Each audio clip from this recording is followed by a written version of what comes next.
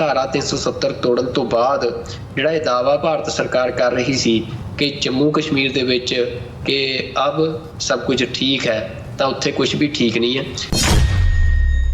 Leadership ਸੀ ਕਸ਼ਮੀਰ ਦੀ ਜਿਹੜੀ ਕਿ ਆਜ਼ਾਦੀ ਦੀ ਗੱਲ ਕਰਦੀ ਸੀ, ਤਾਂ ਉਹਨੂੰ ਚੁੱਕ ਕੇ ਜੇਲ੍ਹਾਂ 'ਚ ਸੁੱਟਿਆ ਗਿਆ ਤੇ ਪੂਰੀ ਤਰ੍ਹਾਂ ਦੇ ਨਾਲ ਇਹ ਦਾਅਵਾ ਕੀਤਾ ਗਿਆ ਭਾਰਤ ਸਰਕਾਰ ਵੱਲੋਂ ਕਿ ਅਸੀਂ ਜਿਹੜੀ ਜੰਮੂ ਕਸ਼ਮੀਰ ਦੀ ਆਜ਼ਾਦੀ ਤਹਿਰੀਕ ਸੀ, ਆਜ਼ਾਦੀ ਦੀ ਲਹਿਰ ਸੀ, ਉਹਦਾ ਲੱਕ ਤੋੜਤਾ। ਕਾਫੀ ਜਿਹੜੇ ਐਨਕਾਊਂਟਰ ਸੀ, ਜਿਹੜੇ ਐਕਟਿਵ ਮਿਲੀਟੈਂਟ ਹੈਗੇ ਸੀ ਜੰਮੂ ਕਸ਼ਮੀਰ ਦੇ ਵਿੱਚ, ਉਹਨਾਂ ਦੇ ਹੋਏ ਜਿਹੜੇ ਨੌਜਵਾਨ ਸੀ ਉਹ ਐਨਕਾਊਂਟਰਾਂ ਦੇ ਵਿੱਚ ਇੰਡੀਅਨ ਫੋਰਸਿਸ ਦੇ ਵੱਲੋਂ ਕਤਲ ਕੀਤੇ ਗਏ। ਪਹਿਲਾ ਜਿਹੜਾ ਮਿਲੀਟੈਂਟ ਹੋਟਬੈਡ ਸੀ, ਜਿਹੜੀ ਸਾਰੀ ਮਿਲੀਟੈਂਟ ਐਕਟੀਵਿਟੀ ਦਾ, ਉਹ ਕਸ਼ਮੀਰ ਜਿਹੜੀ ਵੈਲੀ ਆ ਉਹ ਸੀ। ਪਰ ਹੁਣ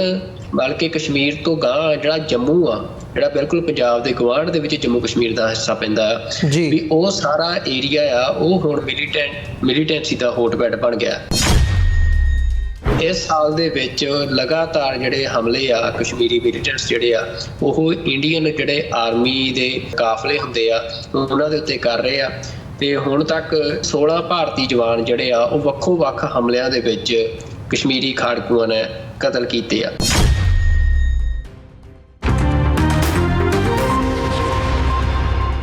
ਵਿਊਅਰਸ, ਬ੍ਰੇਕ ਤੋਂ ਬਾਅਦ ਤੁਹਾਡਾ ਸਾਰਿਆਂ ਦਾ ਸਵਾਗਤ ਹੈ। ਗੱਲਬਾਤ ਨੂੰ ਅੱਗੇ ਤੋਰਦੇ ਹਾਂ। ਸੁਖਵਿੰਦਰ ਸਿੰਘ ਜੀ, ਹੁਣ ਅਸੀਂ ਗੱਲ ਕਰੀਏ ਜੰਮੂ ਕਸ਼ਮੀਰ ਦੀ। ਜੰਮੂ ਕਸ਼ਮੀਰ ਦੇ ਵਿੱਚ ਮੋਦੀ ਸਰਕਾਰ ਵੱਲੋਂ ਦਾਅਵੇ ਬਹੁਤ ਵੱਡੇ ਕੀਤੇ ਗਏ ਆ, ਖਾਸ ਤੌਰ 'ਤੇ ਜਦੋਂ ਤੋਂ ਧਾਰਾ 370 ਹਟਾਈ ਗਈ ਹੈ ਤੇ ਉਹਨਾਂ ਵੱਲੋਂ ਇਹੀ ਉਹ ਕੀਤਾ ਗਿਆ ਸੀ ਕਿ ਜੀ ਇਹ ਸਿਕਿਉਰਿਟੀ ਕੰਸਰਨ ਜਿਹੜਾ ਹੈਗਾ, ਹੁਣ ਉੱਥੇ ਟੈਰਰਿਜ਼ਮ ਵੀ ਖਤਮ, ਅੱਤਵਾਦ ਨੂੰ ਅਸੀਂ ਨਕੇਲ ਪਾ ਲਈ ਹੈ, ਡੀਮੋਨਟਾਈਜੇਸ਼ਨ ਦੇ ਨਾਲ ਵੀ ਤੇ ਅਦਰਵਾਈਜ਼ ਵੀ। ਪਰ ਰਿਐਲਿਟੀ ਜਿਹੜੀ ਹੈਗੀ ਹੈ ਉਹ ਇਸ ਕਿਸਮ ਦੀ ਹੈ ਕਿ ਉੱਥੇ ਚੋਣਾਂ ਦਾ ਨਾਮੋ ਨਿਸ਼ਾਨ ਨਹੀਂ ਨਜ਼ਰ ਆ ਰਿਹਾ। ਜਿਹੜੀਆਂ ਲੋਕਲ ਇਲੈਕਸ਼ਨਸ ਹੁੰਦੀਆਂ ਨੇ ਉਹ ਹੁਣ ਮਤਲਬ 5 ਸਾਲ ਤੋਂ ਉੱਤੇ ਦਾ ਜਿਹੜਾ ਸਮਾਂ ਆ ਉਹ ਹੋ ਚੁੱਕਿਆ ਤੇ ਉੱਥੇ ਜਿਹੜੀਆਂ ਚੋਣਾਂ ਨੇ ਉਹ ਨਹੀਂ ਹੋ ਪਾ ਰਹੀਆਂ। ਲੋਕਾਂ ਦੇ ਵਿੱਚ ਰਿਜ਼ੈਂਟਮੈਂਟ ਇਸ ਕਿਸਮ ਦੀ ਹੈਗੀ ਹੈ ਕਿ ਜਿਹੜੇ ਬੀਜੇਪੀ ਦੇ ਆਗੂ ਨੇ ਜਾਂ ਅਦਰਵਾਈਜ਼ ਜਿਹੜੀਆਂ ਸਟੇਟ ਅਥਾਰਟੀਜ਼ ਨੇ ਉਹ ਡਾਇਰੈਕਟਲੀ ਲੋਕਾਂ ਦੇ ਨਾਲ ਇੰਗੇਜ ਕਰਨ ਤੋਂ ਵੀ ਕਤਰਾਉਂਦੀਆਂ ਨੇ ਤੇ ਜਿਨ੍ਹਾਂ ਨੂੰ ਇਹ ਅੱਤਵਾਦੀ ਕਹਿੰਦੇ ਆ ਉਹ ਜਿਹੜੇ ਮਿਲੀਟੈਂਟ ਖਾੜਕੂ ਨੇ ਉਹਨਾਂ ਦੀਆਂ ਜਿਹੜੀਆਂ ਕਾਰਵਾਈਆਂ ਨੇ ਉਹ ਵੱਡੇ ਲੈਵਲ ਦੇ ਉੱਤੇ ਨਿਰੰਤਰ ਜਾਰੀ ਨੇ। ਸੋ ਉਸ ਨੂੰ ਹੀ ਮੁੱਖ ਰੱਖਦਿਆਂ ਹੋਇਆਂ ਅੱਜ ਇੱਕ ਜਿਹੜੀ ਮੇਜਰ ਡਿਵੈਲਪਮੈਂਟ ਸਾਹਮਣੇ ਆਈ ਹੈ, ਜਿਹੜੇ ਜੰਮੂ ਰੀਜਨ ਦੇ BSF ਦੇ ਡਿਪਟੀ ਡਾਇਰੈਕਟਰ ਹੈਗੇ ਆ ਉਹਨਾਂ ਨੂੰ ਤਬਦੀਲ ਕਰ ਦਿੱਤਾ ਗਿਆ ਆ ਮੋਦੀ ਸਰਕਾਰ ਵੱਲੋਂ। ਸੋ ਇਹ ਇੱਕ ਵੱਡੀ ਡਿਵੈਲਪਮੈਂਟ ਹੈ ਜਿੱਥੇ ਦਾਅਵੇ ਮੋਦੀ ਸਰਕਾਰ ਵੱਲੋਂ ਕੀਤੇ ਜਾਂਦੇ ਆ ਕਿ ਜੀ ਉੱਥੇ ਸ਼ਾਂਤੀ ਹੈ,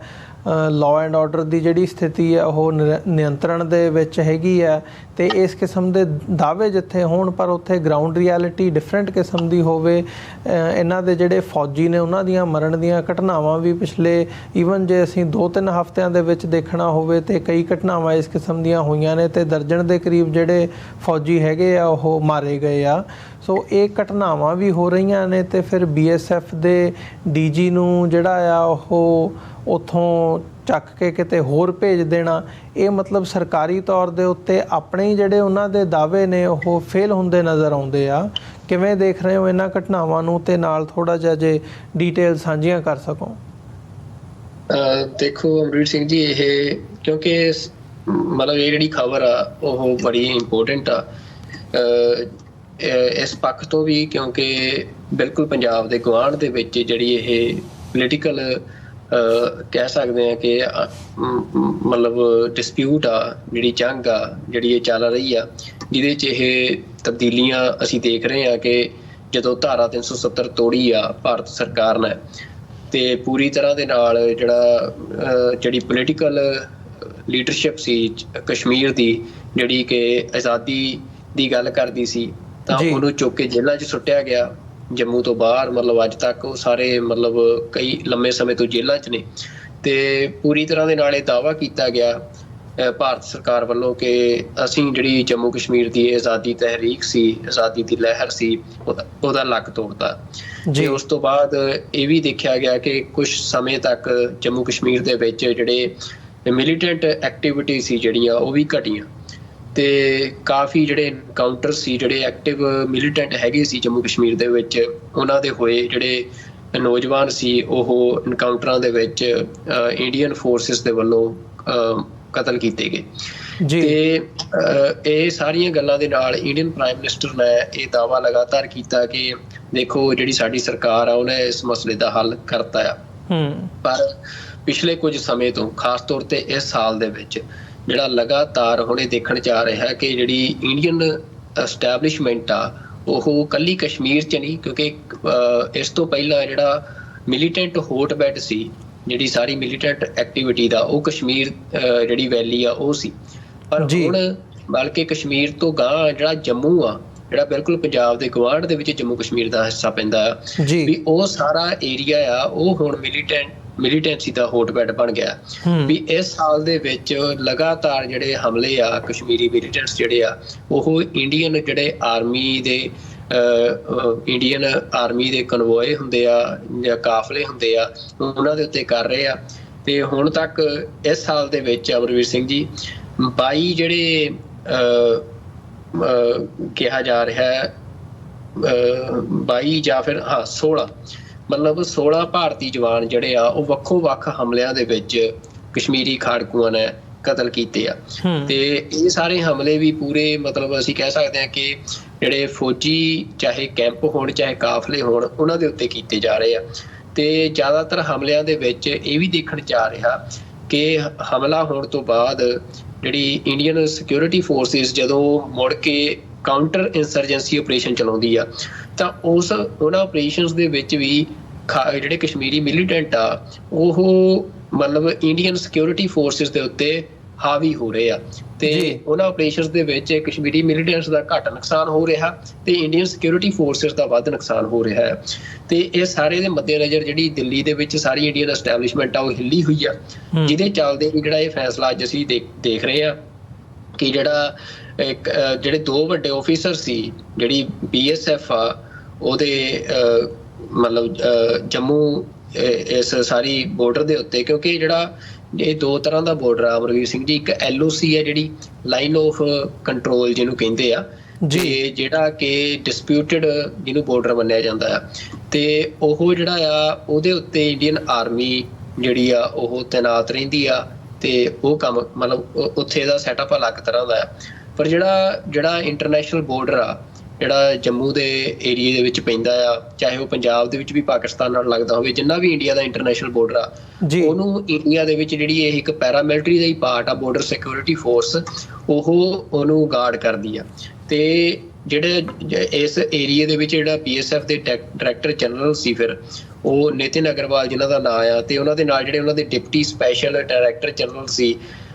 ਖੁਰਾਨੀਆ ਕਰਕੇ, ਇਹਨਾਂ ਦੋਵਾਂ ਨੂੰ ਹੀ ਜਿਹੜਾ ਆ ਉਹ ਉੱਥੋਂ ਉਹਨਾਂ ਦੀ ਛੁੱਟੀ ਕਰਤੀ ਗਈ ਆ ਤੇ ਦੁਬਾਰਾ ਉਹਨਾਂ ਦੇ ਜਿਹੜੇ ਆਪਣੇ ਸਟੇਟ ਕੈਡਰ ਨੇ ਉਹਨਾਂ ਦੇ ਵਿੱਚ ਉਹਨਾਂ ਨੂੰ ਵਾਪਸ ਭੇਜ ਦਿੱਤਾ ਗਿਆ। ਤਾਂ ਇਹ ਮਤਲਬ ਇਸ ਗੱਲ ਦੀ ਪੁਸ਼ਟੀ ਕਰਦਾ ਆ ਕਿ ਜਿਹੜੇ ਕਸ਼ਮੀਰੀ ਮਿਲੀਟੈਂਟ ਆ, ਜਿਹੜੀ ਇਹ ਇੱਕ ਉੱਥੇ ਗਰੀਲਾ ਵਾਰਫੇਅਰ ਚੱਲ ਰਿਹਾ ਆ, ਉਹਦੇ ਵਿੱਚ ਉਸ ਇੰਡੀਆ ਨੂੰ ਦੁਬਾਰਾ ਹਿਲਾਉਣ ਦੇ ਵਿੱਚ ਕਾਮਯਾਬ ਹੋਏ ਆ। ਤੇ ਇਸ ਟਾਈਮ ਜਿਹੜੀ ਇੰਡੀਅਨ ਐਸਟੈਬਲਿਸ਼ਮੈਂਟ ਆ ਉਹ ਅਸੀਂ ਕਹਿ ਸਕਦੇ ਹਾਂ ਕਿ ਬੈਕਫੁੱਟ ਤੇ ਆਉਂਦੀ ਨਜ਼ਰ ਆ ਰਹੀ ਆ, ਕਿਉਂਕਿ ਕਾਫੀ ਯਤਨਾਂ ਦੇ ਬਾਵਜੂਦ, ਕਾਫੀ ਕੋਸ਼ਿਸ਼ਾਂ ਦੇ ਬਾਵਜੂਦ ਜਿਹੜਾ ਇਹ ਜੰਮੂ ਏਰੀਆ ਹੈ ਸਾਰਾ, ਜਿੱਥੇ ਇਹ ਐਕਟੀਵਿਟੀਜ਼ ਹੋ ਰਹੀਆਂ ਨੇ, ਉਹਦੇ ਵਿੱਚ ਉਹ ਮਤਲਬ ਉਹਨਾਂ ਨੂੰ ਨਿਊਟਰਲਾਈਜ਼ ਕਰਨ ਦੇ ਵਿੱਚ ਕਾਮਯਾਬ ਨਹੀਂ ਹੋ ਪਾ ਰਹੇ ਆ।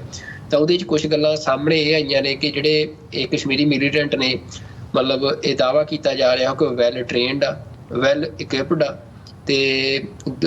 ਦੂਜਾ ਇਹ ਆ ਕਿ ਉਹ ਆਮ ਪਿੰਡਾਂ ਦੇ ਵਿੱਚ ਹੁਣ ਬਿਲਕੁਲ ਵੀ ਨਹੀਂ ਆਉਂਦੇ, ਕਿਉਂਕਿ ਇਸ ਏਰੀਏ ਦੇ ਵਿੱਚ ਜਿਹੜਾ ਜੰਮੂ ਦਾ ਏਰੀਆ ਆ ਇੰਟਰਨੈਸ਼ਨਲ ਬਾਰਡਰ ਵਾਲਾ, ਇਹ ਬਹੁਤ ਸੰਘਣੇ ਜੰਗਲ ਨੇ ਇਸ ਏਰੀਏ ਦੇ ਵਿੱਚ, ਤੇ ਉਹ ਜੰਗਲ ਦੇ ਵਿੱਚ ਹੀ ਰਹਿੰਦੇ ਆ। ਤੇ ਉਹਨਾਂ ਦਾ ਜਿਹੜਾ ਖਾਣ ਪੀਣ ਵੀ ਆ ਉਹ ਜਿਵੇਂ ਉੱਥੇ ਜੰਮੂ ਦੇ ਵਿੱਚ ਭੇਡਾਂ ਚਰਾਉਣ ਦਾ ਬੜਾ ਕੰਮ ਆ, ਤਾਂ ਜਿਹੜੇ ਉਹ ਭੇਡਾਂ ਚਰਾਉਣ ਵਾਲੇ ਜਾਂ ਬੱਕਰੀਆਂ ਚਰਾਉਣ ਵਾਲੇ ਲੋਕ ਨੇ ਉਹਨਾਂ ਤੋਂ ਹੀ ਉਹਨਾਂ ਨੂੰ ਖਾਣ ਪੀਣ ਦਾ ਸਮਾਨ ਮਿਲਦਾ ਆ,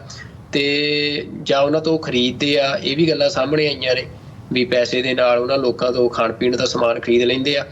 ਪਰ ਉਹ ਜਿਹੜੀ ਲੋਕਲ ਪੋਪੂਲੇਸ਼ਨ ਆ ਉਹਦੇ 'ਚ ਨਹੀਂ ਆਉਂਦੇ, ਤੇ ਉਹ ਜੰਗਲਾਂ ਦੇ ਵਿੱਚ ਹੀ ਟਿਕੇ ਹੋਏ ਆ, ਤੇ ਉਹ ਆਪਣਾ ਅਟੈਕ ਕਰਕੇ ਇੰਡੀਅਨ ਕਨਵੋਏ ਦੇ ਉੱਤੇ ਤੇ ਵਾਪਸ ਫਿਰ ਜੰਗਲਾਂ 'ਚ ਚਲੇ ਜਾਂਦੇ ਆ। ਤੇ ਜਦੋਂ ਜੰਗਲਾਂ ਦੇ ਵਿੱਚ ਕਾਊਂਟਰ ਇੰਸਰਜੈਂਸੀ ਆਪਰੇਸ਼ਨ ਕਰਨ ਲਈ ਇੰਡੀਅਨ ਫੋਰਸਿਸ ਜਾਂਦੀਆਂ ਨੇ ਤਾਂ ਫਿਰ ਉਹਨਾਂ ਦੇ ਟਰੈਪ ਲਾਏ ਹੋਏ ਆ, ਤੇ ਉਹਨਾਂ ਦੇ ਵਿੱਚ ਜਾ ਕੇ ਹੋਰ ਇੰਡੀਅਨ ਜਿਹੜੇ ਆਰਮੀ ਪਰਸਨਲ ਨੇ ਉਹਨਾਂ ਦੀਆਂ ਡੈਥਸ ਹੋ ਰਹੀਆਂ। ਤਾਂ ਇਹ ਜਿਹੜਾ ਸਾਰਾ ਪ੍ਰੋਸੈਸ ਹੁੰਦਾ, ਇਹਦੇ ਚ ਅਮਰਵੀਰ ਸਿੰਘ ਜੀ, ਇਹ ਸਾਈਕੋਲੋਜੀਕਲ ਵਾਰਫੇਅਰ ਵੀ ਹੁੰਦੀ ਹੈ ਕਿ ਜਦੋਂ ਇਸ ਤਰੀਕੇ ਦੇ ਨਾਲ ਤੁਸੀਂ ਕਾਊਂਟਰ ਇੰਸਰਜੈਂਸੀ ਆਪਰੇਸ਼ਨ ਦੇ ਵਿੱਚ ਵੀ ਤੁਹਾਡੇ ਬੰਦੇ ਮਰਨ, ਤਾਂ ਜਿਹੜੇ ਤੁਹਾਡੇ ਆਰਮੀ ਪਰਸਨਲ ਹੁੰਦੇ ਆ ਉਹਨਾਂ ਦੇ ਅੰਦਰ ਇੱਕ ਫੀਅਰ ਕ੍ਰੀਏਟ ਹੋ ਜਾਂਦਾ ਕਿ ਉਹ ਫਿਰ ਉਹਨਾਂ ਜੰਗਲਾਂ ਵੱਲ ਨੂੰ ਮੂਵ ਕਰਨ ਤੋਂ ਵੀ ਜਿਹੜੇ ਬੰਦੇ ਆ ਉਹ ਡਰਨ ਲੱਗ ਜਾਂਦੇ ਆ, ਤੁਹਾਡੀ ਫੌਜ ਵੀ ਡਰਨ ਲੱਗ ਜਾਂਦੀ ਆ। ਤਾਂ ਇੱਕ ਤਰੀਕੇ ਦਾ ਜਿਹੜਾ ਇਸ ਤਰ੍ਹਾਂ ਦਾ ਉੱਥੇ ਮਾਹੌਲ ਹੁਣ ਬਣ ਰਿਹਾ ਆ। ਤਾਂ ਅਸੀਂ ਕਹਿ ਸਕਦੇ ਹਾਂ ਵੀ ਧਾਰਾ 370 ਤੋੜਨ ਤੋਂ ਬਾਅਦ ਜਿਹੜਾ ਇਹ ਦਾਅਵਾ ਭਾਰਤ ਸਰਕਾਰ ਕਰ ਰਹੀ ਸੀ ਕਿ ਜੰਮੂ ਕਸ਼ਮੀਰ ਦੇ ਵਿੱਚ ਕਿ ਅਬ ਸਭ ਕੁਝ ਠੀਕ ਹੈ, ਤਾਂ ਉੱਥੇ ਕੁਝ ਵੀ ਠੀਕ ਨਹੀਂ ਹੈ। ਜਿਹੜੀ ਜੰਮੂ ਕਸ਼ਮੀਰ ਦੀ ਜਿਹੜੀ ਆਜ਼ਾਦੀ ਦੀ ਮੁਹਿੰਮ ਆ, ਜਿਹੜੀ ਕਸ਼ਮੀਰ ਦੇ ਆਜ਼ਾਦ ਰਾਜ ਦੀ ਜਿਹੜੀ ਮੁਹਿੰਮ ਆ, ਲਹਿਰ ਆ, ਉਹ ਅਸੀਂ ਕਹਿ ਸਕਦੇ ਹਾਂ ਕਿ ਪੋਲੀਟੀਕਲੀ ਤਾਂ ਉਹ ਉਵੇਂ ਹੀ ਐਕਟਿਵ ਆ ਕਿਉਂਕਿ ਪੋਲੀਟੀਕਲ ਲੀਡਰਸ਼ਿਪ ਜੇਲ੍ਹਾਂ 'ਚ ਬੰਦ ਆ, ਪਰ ਉਹ ਡਿਟਰਮਿੰਡ ਆ ਆਪਣੇ ਇਸ ਕੋਰਸ ਦੇ ਲਈ। ਦੂਜੇ ਪਾਸੇ ਜਿਹੜੇ ਉਹਨਾਂ ਦੇ ਮਿਲੀਟੈਂਟ ਨੇ, ਉਹ ਜਿਹੜੀ ਉਹਨਾਂ ਦੀ ਹਥਿਆਰਬੰਦ ਸੰਘਰਸ਼ ਆ ਉਹਨੂੰ ਵੀ ਉਵੇਂ ਹੀ ਚਲਾ ਰਹੇ ਆ। ਤਾਂ ਜਿਹੜੀ ਸਾਰੀ ਦੁਨੀਆ ਦੇ ਵਿੱਚ ਜੀਓਪੋਲੀਟੀਕਲ ਤਬਦੀਲੀ ਹੋ ਰਹੀ ਆ, ਤਾਂ ਇਹਨੂੰ ਅਸੀਂ ਉਹ ਤੋਂ ਵੱਖਰਾ ਕਰਕੇ ਨਹੀਂ ਦੇਖ ਸਕਦੇ। ਤੇ ਇਹ ਕਿਉਂਕਿ ਕਸ਼ਮੀਰ ਦਾ ਜਿਹੜਾ ਇਹ ਸਾਰਾ ਹਿੱਸਾ ਆ, ਇਹ ਇੰਡੀਆ ਚਾਈਨਾ ਦੇ ਵਿੱਚ ਵੀ ਇੱਕ ਇੰਪੋਰਟੈਂਟ ਹਿੱਸਾ ਬਣ ਚੁੱਕਿਆ ਹੁਣ, ਕਿਉਂਕਿ ਜਿਹੜਾ ਚਾਈਨਾ ਦਾ ਵਨ ਬੈਲਟ ਰੋਡ ਇਨੀਸ਼ੀਏਟਿਵ ਆ, ਉਹ ਚਾਈਨਾ ਦਾ ਅਸੀਂ ਕਹਿ ਸਕਦੇ ਕਿ ਜਿਹੜੀ ਇਹ ਸਾਰੀ ਚਾਈਨਾ US ਦਾ ਟ੍ਰੇਡ ਵਾਰ ਆ, ਜਾਂ ਜਿਹੜੀ ਜੀਓਪੋਲੀਟੀਕਲ ਵਾਰ ਆ, ਪਾਵਰ ਕਲੈਸ਼ ਆ, ਉਹਦੇ 'ਚ ਸਭ ਤੋਂ ਅਹਿਮ ਜਿਹੜਾ ਜਿਹਦੇ 'ਚ ਤੇ ਚਾਈਨਾ ਨੇ ਸਾਰਾ ਕੁਝ ਦਾਅ ਤੇ ਲਾਇਆ ਹੋਇਆ ਉਹ ਵਨ ਬੈਲਟ ਰੋਡ ਇਨੀਸ਼ੀਏਟਿਵ ਆ। ਤੇ ਕਸ਼ਮੀਰ ਦੀ ਜਿਹੜੀ ਟੈਰੀਟਰੀ ਆ ਉਹ ਉਹਦਾ ਸਭ ਤੋਂ ਅਹਿਮ ਹਿੱਸਾ ਆ। ਤੇ ਇਸ ਕਰਕੇ ਜਿਹੜੀ ਕਸ਼ਮੀਰ ਦੀ ਮੂਵਮੈਂਟ ਆ, ਉਹ ਹੁਣ ਮਤਲਬ ਜਿਹੜਾ ਇਹ ਸਾਰੀ ਇੰਟਰਨੈਸ਼ਨਲ ਕਨਫਲਿਕਟ ਜਿਹੜਾ ਇੱਕ ਬਣ ਰਿਹਾ ਜਾਂ ਜੀਓਪੋਲੀਟੀਕਲ ਸ਼ਿਫਟ ਆ ਰਹੀ ਆ, ਇਹ ਉਹਦਾ ਹੀ ਹਿੱਸੇ ਵਜੋਂ ਅਸੀਂ ਇਹਨੂੰ ਦੇਖ ਸਕਦੇ ਹਾਂ। ਤੇ ਉਸ ਦੇ ਨਾਲ ਫਿਰ ਕਿਉਂਕਿ ਪੰਜਾਬ ਦੀ ਗਵਾਂਢ 'ਚ ਆ, ਤਾਂ ਜਦੋਂ ਗਵਾਂਢ ਦੇ ਵਿੱਚ ਇੱਕ ਇਸ ਤਰੀਕੇ ਦੀ ਮੂਵਮੈਂਟ ਜਿਹੜੀ ਆ ਉਹ ਚੱਲ ਰਹੀ ਹੋਵੇ, ਉਹ ਜ਼ੋਰ ਫੜ ਰਹੀ ਹੋਵੇ, ਤਾਂ ਉਹਦਾ ਫਿਰ ਪੰਜਾਬ ਦੇ ਉੱਤੇ ਅਸਰ ਪੈਣਾ ਵੀ ਸੁਭਾਵਿਕ ਆ। ਤਾਂ ਇਸ ਕਰਕੇ ਜੋ ਇਹ ਘਟਨਾਵਾਂ ਵਾਪਰ ਰਹੀਆਂ ਨੇ, ਜਾਂ ਜਿਵੇਂ ਕਸ਼ਮੀਰ ਦੇ ਵਿੱਚ ਹਾਲਾਤ ਬਦਲ ਰਹੇ ਆ, ਜਾਂ ਜੋ ਚੱਲ ਰਿਹਾ ਆ, ਉਸ ਦੇ ਉੱਤੇ ਜ਼ਰੂਰ ਪੰਜਾਬ ਦੇ ਜਿਹੜੇ ਲੋਕ ਆ ਉਹਨਾਂ ਨੂੰ ਨਜ਼ਰ ਬਣਾ ਕੇ ਰੱਖਣੀ ਚਾਹੀਦੀ ਹੈ। ਬਿਲਕੁਲ ਸੁਖਵਿੰਦਰ ਸਿੰਘ ਜੀ, ਇਹ ਗੱਲ ਜ਼ਰੂਰ ਹੈਗੀ ਹੈ। ਸੋ ਇੱਕ ਇੱਥੇ ਛੋਟੇ ਜਿਹੇ ਕਮਰਸ਼ੀਅਲ ਬ੍ਰੇਕ ਦੇ ਲਈ ਰੁਕਦੇ ਹਾਂ। ਬ੍ਰੇਕ ਤੋਂ ਬਾਅਦ ਵਿਊਅਰਸ ਗੱਲਬਾਤ ਨੂੰ ਅੱਗੇ ਤੋਰਦੇ ਹਾਂ।